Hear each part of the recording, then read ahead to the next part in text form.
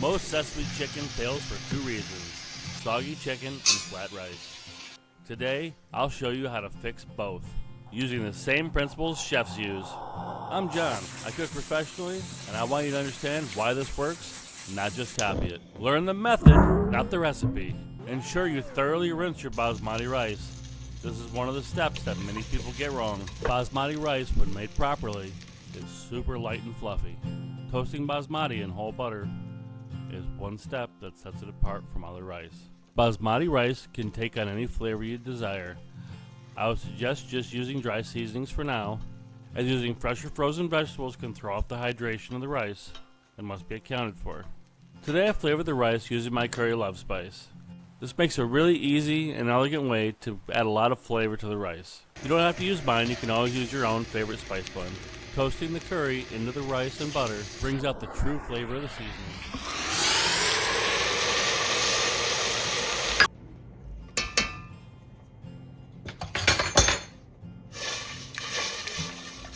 As you can see, I allow the rice and seasoning to fry in the butter for several moments before adding the water. For the chicken coating and marinade, I use the same velveting mixture I used in my last video for the chicken fried rice. I wanted to showcase that you can use the same marinade and do multiple things with it. The sauce could not be more simple. You just add all ingredients to a sauce pot, bring it to a boil, and then simmer it until it's the correct consistency.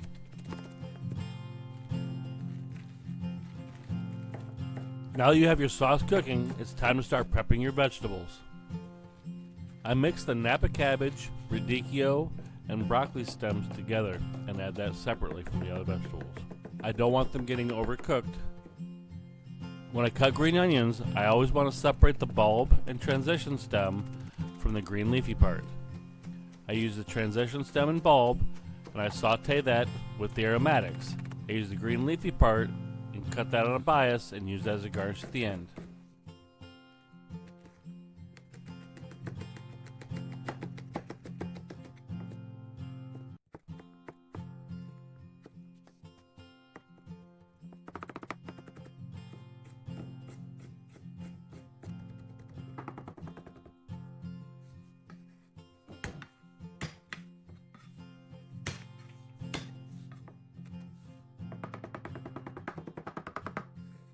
You know the pan is hot and ready to go when the water beads and dances on the surface.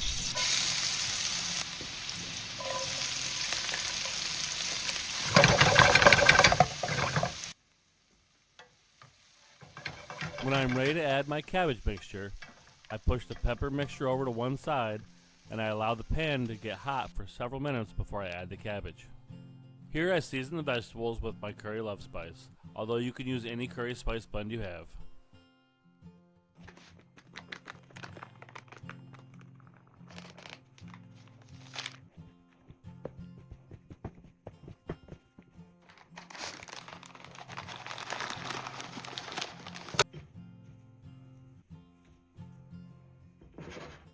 Remember, this sauce has a lot of sugar in it and it will thicken as it cools.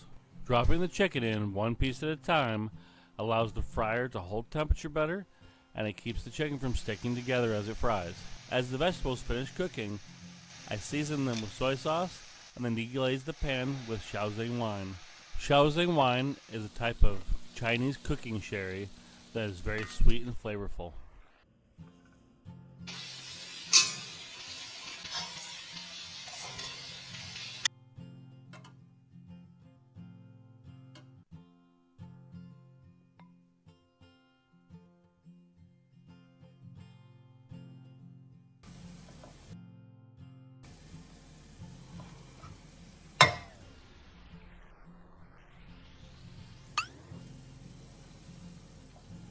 If you notice, I bowl up the rice and then vegetables before tossing the chicken in the sauce.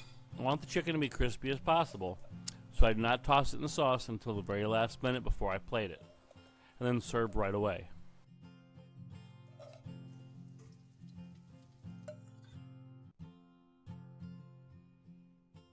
Well, thank you for watching. I hope you learned something today.